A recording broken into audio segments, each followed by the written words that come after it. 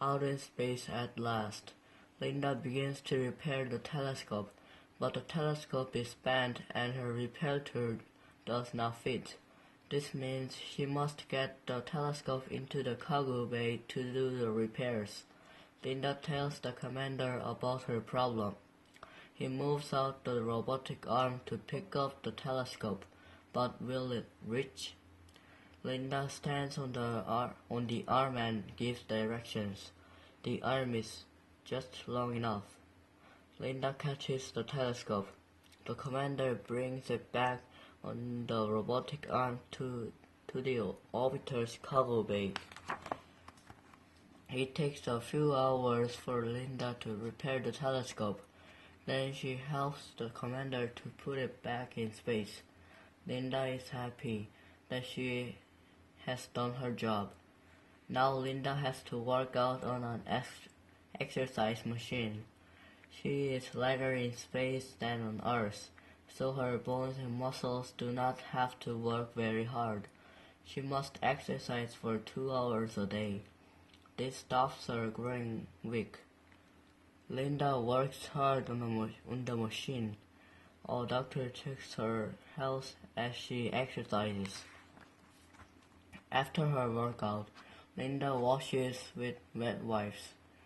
There are no showers on board. Drops of floating water can damage the equipment.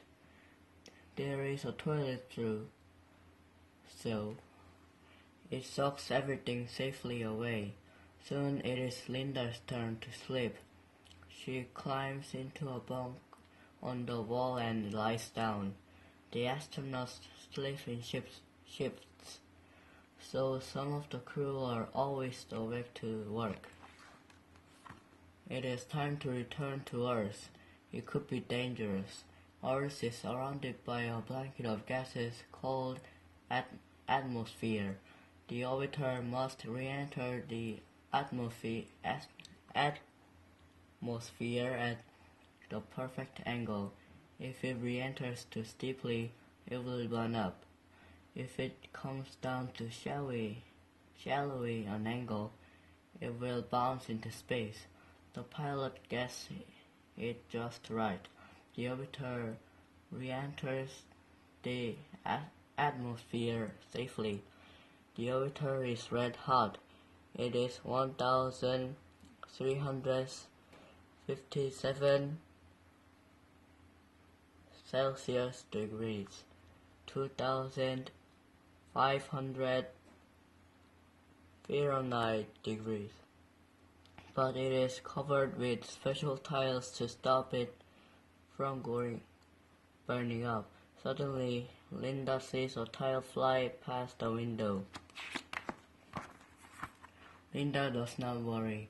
There are still enough tiles on the orbiter to protect it. The orbiter starts to glide through the air. In only 14 seconds, the spacecraft will touch down. The pilot lowers the landing gear. Then the orbiter lands. A drag chute, like a parachute, helps to slow it down. The astronauts have to wait for the orbiter to cool down. At last, they come out.